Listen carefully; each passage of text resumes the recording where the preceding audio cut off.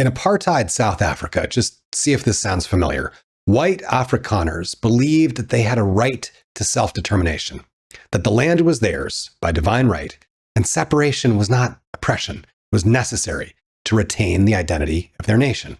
The white Afrikaners saw themselves as a people who'd arrived centuries ago, tamed and modernized an empty, uncivilized land.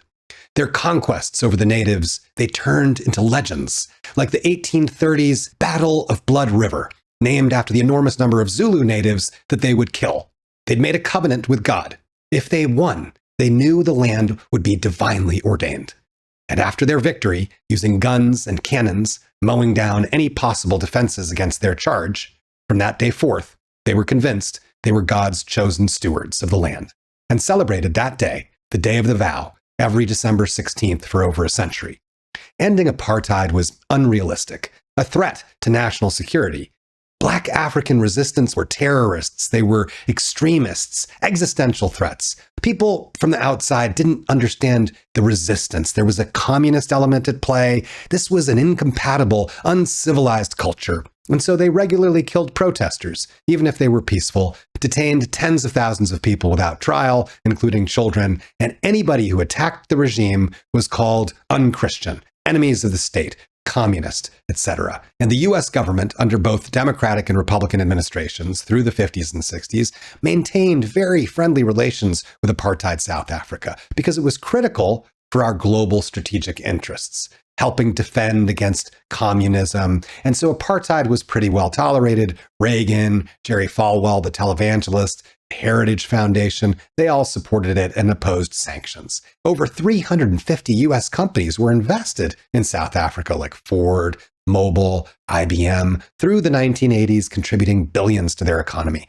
IBM's computers were used to manage the PASS system, which controlled Black South Africans' movements. Chase Manhattan, Citibank provided loans to the South African government, and they all helped keep its economy stable.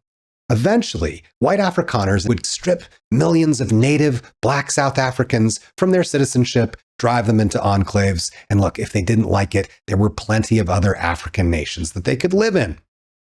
This might be sounding a little bit like modern Israel. Well, they collaborated extensively with South Africa. They had a formal military agreement. They did joint development of missile systems. Israel supplied apartheid South Africa with submachine guns and military training. And South Africa provided raw materials in return, like uranium.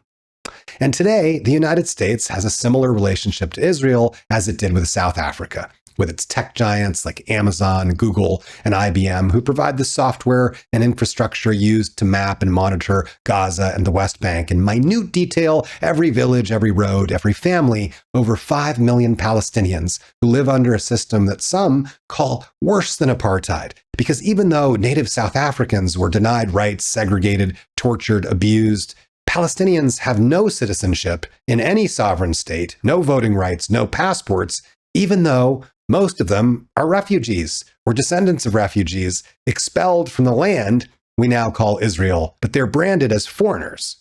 Like South Africa, Israel claims that Arabs have 22 countries and Jews just want one.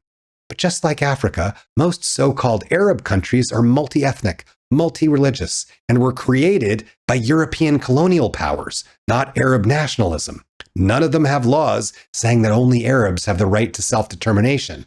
Israel's the only state in the region that legally defines itself as a nation for one ethnic group and builds a legal system to exclude everybody else. Millions of Palestinians' lives were decimated 75 years ago to create a Jewish majority state, a people many of whose ancestors were Jewish themselves, a people who'd lived on that land not just for generations, but thousands of years, a people like every other on earth today who, if you trace back, you'll find you are related to, because all of our family trees intersect, making any attempt at stark divisions between us quickly descend into absurdity, as our similarities or differences vastly transcend any group naming conventions and the ever-changing borders of our imaginations.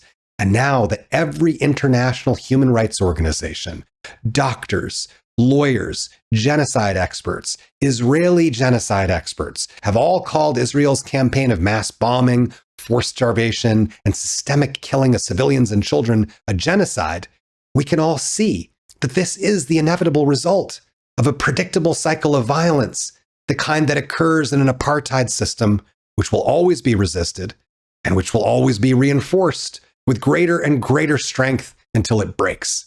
And so a comparison is now also apt with Germany in the 30s and 40s, who had in turn portrayed the Jews as an existential threat and branded their Nazi invasions of other countries as a defensive war, a holy war, a struggle for their existence. They called their so-called final solution a protective action, a preemptive necessity, and positioned themselves always as the victims. Because genocide and apartheid are always justified with this language of self-defense. Just like in the United States right now, where white nationalist leaders and their hired bounty hunters are rounding up thousands of people, non-whites mostly, foreigners, into detention camps under the banner of border security and fighting crime, in reality, torturing asylum seekers, teachers, medical workers, doctors, farm workers, scientists, nannies, elder caregivers. And meanwhile, the Epstein class, the 0.001%, who own the Citibanks and Palantirs and IBMs and BlackRocks, they've never had borders or nations or religious wars. They just struggle against one another for the greatest market share, funding all sides, hedging their bets, and gambling with the vast sums of money that represent the stolen labor of the masses, who, as long as they keep dividing us against one another in forever wars, against forever enemies, they can keep exploiting and looting and wrecking not just nations, but all of human civilization, as they inflame the atmosphere, the one around us and the one inside us, unless we boycott, divest, and sanction, as we did to topple South African apartheid, and do the same not just to Israel the nation, but its corporate sponsors, against inhumanity everywhere. We must be relentless in this pursuit, and that's not political purity. This is our only true existential threat.